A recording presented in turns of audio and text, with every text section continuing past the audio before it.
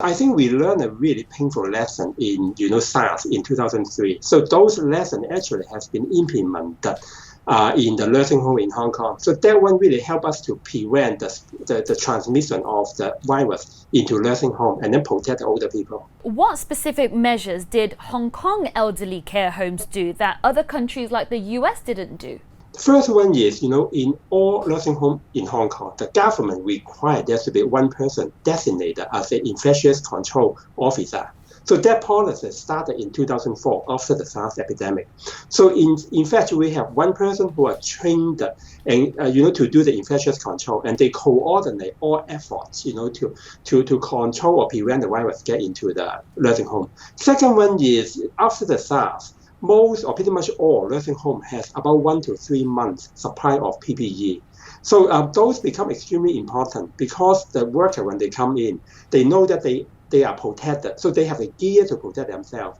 And on top of it, the government also has a guideline for them to follow. So they know what to do and they have the protective gear. So this allows them to really feel comfortable to continue working and serving the older people in the community. I think those are extremely important for Hong Kong.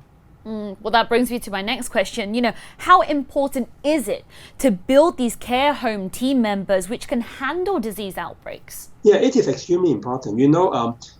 Most care workers, they are not highly trained professionals. So they need clear guidelines and they need someone who really help to coordinate everything.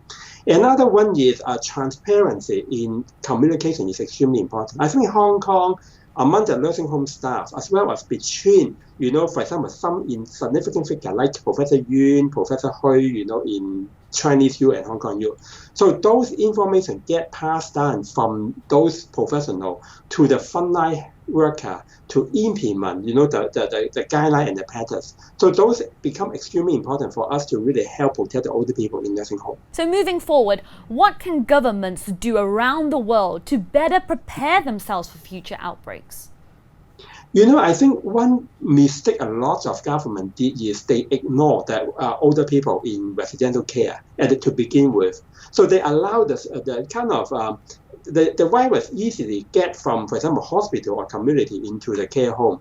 As a result, older people, once they are infected, they are more likely to go into intensive care. They use much more care resources, and they are more likely to put into mechanical ventilator. In other words, it is very easy for them to overwhelm the system. So my advice is to protect the older people, in fact, protecting the healthcare system from collapse. And if we protect the healthcare system from collapse, we are able to protect everyone in the community.